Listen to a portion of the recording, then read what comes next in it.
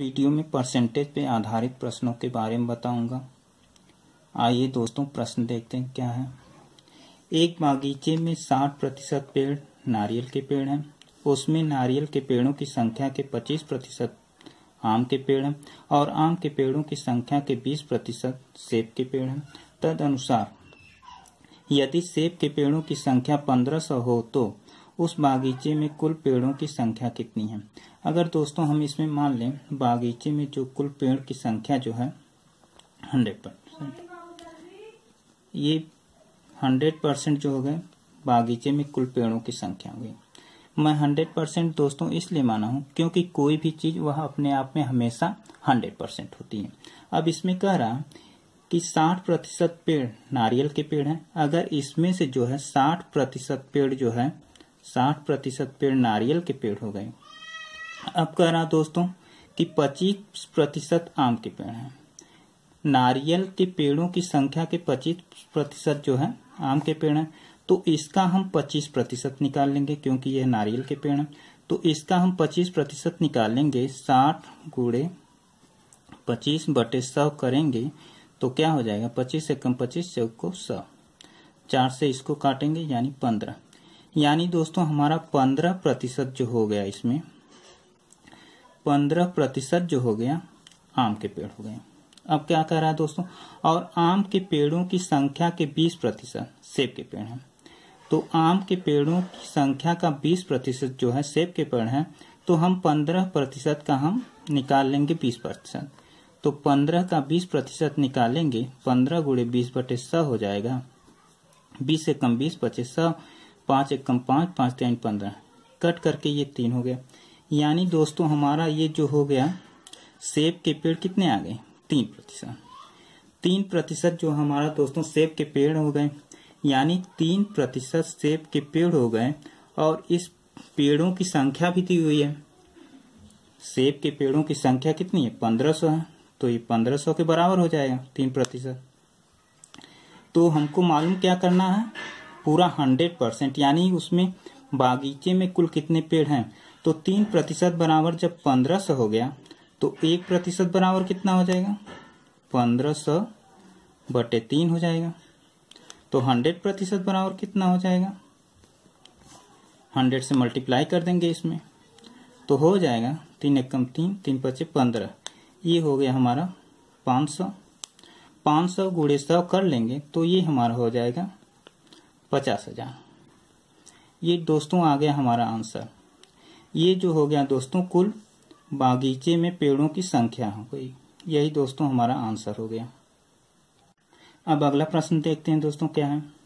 किसी कार्यालय में स्टाफ का 40% महिलाएं हैं, 70% महिलाएं स्टाफ जो है और 50% पुरुष स्टाफ विवाहित हैं।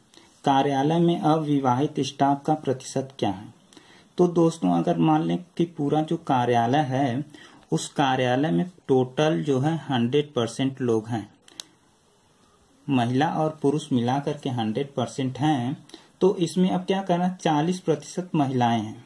तो अगर इसमें से 40% जो है ये महिलाएं हो गई, 40% इसमें से महिलाएं होंगी, तो इसमें से पुरुष कितने हो जाएंगे, पुरुष का मान हो जाएगा 60%। इसमें पुरुष हो गए दोस्तों 60%। अब इसमें क्या करा कि 70% महिला स्टाफ और 50% पुरुष स्टाफ विवाहित हैं। तो इसमें से जो है 70% जो है महिला जो है विवाहित हैं, तो इसका हम 70% निकाल लेंगे। 40 गुणे 70/100 कर लेंगे तो हो जाएगा हमारा 4 सत्ते 28। यानी 28% जो महिला जो है 28% महिला जो है विवाहित हैं, 28% महिला विवाहित हैं। तो इसमें से 40% में से 28 जो है महिला विवाहित हैं, तो अविवाहित महिला कितनी हो जाएंगी, इसमें से अविवाहित हो जाएंगी, इसमें से माइनस कर देंगे। 40 में से 28 माइनस करेंगे तो हो जाएगा 12%। ये जो 12% आ रहा है ये अविवाहित हो गए, ये अविवाहित। अब इसमें कह रहा है कि 50% पुरुष स्टाफ जो है विवाहित हैं, तो 50% जो है इसमें जब विवाहित हैं तो इसमें से कितना जो है अविवाहित हो जाएंगे। 60 का जो है 50% निकालेंगे तो 60 का 50% निकालेंगे तो क्या होगा, 60 गुणे 50/100 कट जाएगा, एक जीरो इससे कट जाएगा, यानी 30। यानी इसमें से 30 जो है विवाहित हो गए और 30% जो है क्या हो जाएंगे, अविवाहित हो जाएंगे। और इसमें पूछा क्या है दोस्तों, ये अविवाहित, और इसमें पूछा है कार्यालय में अविवाहित स्टाफ का प्रतिशत क्या है। तो अविवाहित स्टाफ कितना हो गया, 12% ये और 30% ये, तो इसको हम जोड़ लेंगे तो वह विवाहित स्टाफ कितना हो जाएगा, 30% और ये 12%, तो जोड़ लेंगे तो ये हमारा हो जाएगा 42%। तो 42% अविवाहित स्टाफ हो गया हमारा। अगला प्रश्न देखते हैं दोस्तों, यदि किसी विद्यालय में कुल विद्यार्थियों के 60% लड़के हों और कुल लड़कियों की संख्या 972 हो तो उस विद्यालय में कुल कितने लड़के हैं। इसमें पूछा है दोस्तों कुल कितने लड़के हैं, तो इसमें हम मान लेंगे कि कुल विद्यार्थियों की संख्या जो है 100%। क्यों 100% मानेंगे, क्योंकि कोई भी चीज हमेशा अपने आप में 100% होती है। अब इसमें से कह रहा दोस्तों कि कुल विद्यार्थियों के 60% लड़के हैं, तो ये जो हो गया 60% लड़के हो गए, तो इसमें से लड़कियां कितनी हो जाएंगी, लड़कियां हो जाएंगी 40%। और लड़कियां जो है 40% हो गई। अब इसमें दिया है कि लड़कियों की संख्या जो है 972 है, 972, इसलिए 40% बराबर क्या हो जाएगा, 972। हमको मालूम क्या करना है, हमको मालूम करना है कि कुल लड़के कितने हैं। लड़कों की संख्या जो प्रतिशत में तो मालूम ही है 60%, तो 40% बराबर 972, तो 1% बराबर कितना हो जाएगा, 972/40। तो 60% बराबर हमको निकालना है, क्योंकि लड़कों की संख्या पूछी है तो हम 60% बराबर निकाल लेंगे। तो 60% बराबर क्या हो जाएगा, इसमें 60 से गुणा कर देंगे, काट लेंगे, 20 दूना 40, 20 तिहाई 60, 2 से इसको काट लेंगे, 2 एकम 2, 2 चौको 8, 2 अट्ठे 16, 2 छक 12, 3 छक इसका मल्टीप्लाई कर लेंगे 3 और 486 का, तो 3 छक 18, 3 अट्ठे 24, 1 25 को 5, 3 चौको 12, 2 14, यानी 1458 जो है हो गए, ये लड़के हो गए। यही आंसर हो गया दोस्तों हमारा। अब अगला प्रश्न देखते हैं दोस्तों, एक व्यक्ति अपने धन का 50% भाग अपने पुत्र को और 30% भाग अपनी पुत्री को देता है, शेष राशि का 80% भाग किसी ट्रस्ट को दे दिया। अब यदि उस व्यक्ति के पास 16,000 रुपए बचे हों तो उसके पास प्रारंभ में कितनी धनराशि थी। तो अगर दोस्तों हम मान लें यहाँ पर उसके पास टोटल जो है 100% रहा होगा शुरू में, क्योंकि कोई भी चीज अपने आप में हमेशा 100% होती है। तो अब इसका जो है 50% भाग जो है अपने पुत्र को दे दिया, 50% भाग जो है अपने पुत्र को दे दिया, और 30% भाग जो है अपनी पुत्री को दे दिया। अब इसका जो है 30% भाग जो है अपनी पुत्री को दे दिया, 50% भाग अपने पुत्र को दे दिया, 30% भाग अपनी पुत्री को दे दिया। तो अब उसके पास कुछ बचा, यानी 20% बचा।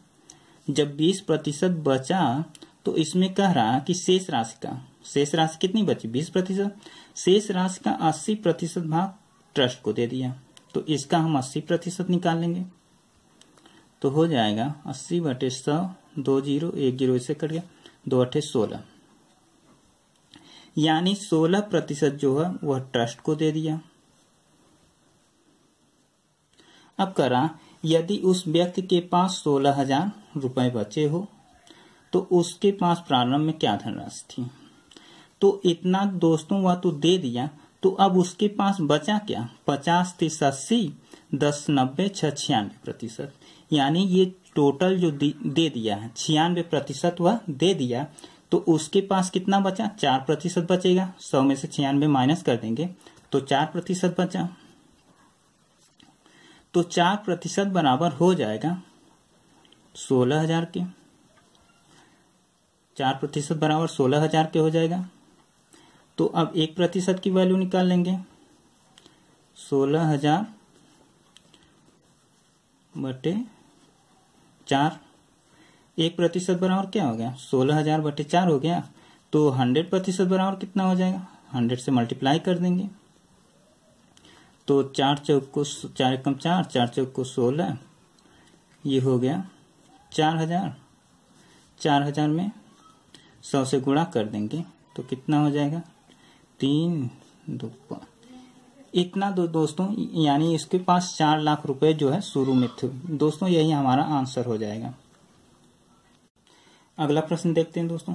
किसी विद्यालय में कुछ विद्यार्थियों का 70% लड़कियां हैं। लड़कों की संख्या 510 है, तो विद्यालय में कुल विद्यार्थियों की संख्या कितनी है? अगर दोस्तों कुल विद्यार्थियों की संख्या 100% मान लिया जाए, कुल विद्यार्थियों की संख्या 100%, और इसमें कह रहा 70% लड़कियां, इसमें से 70% लड़कियां हो गई। जब 70% लड़कियां हो गई तो लड़के कितने हो जाएंगे? 30%। और लड़कों की संख्या मालूम हो गई 30% है, और लड़कों की संख्या दी भी हुई है। लड़कों की संख्या दी हुई है 510, इसलिए 30% बराबर हो जाएगा 510 के। तो 1% बराबर कितना हो जाएगा? 510 बटे 30 हो जाएगा। इसलिए 100% बराबर निकाल लेंगे। तो 100% बराबर क्या हो जाएगा?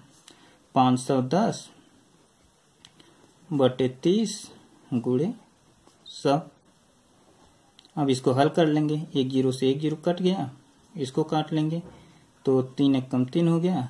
3 एकम 3 बचा 2, 3 7 21, 100, इसका 170 और 10 का गुणा कर देंगे तो आ जाएगा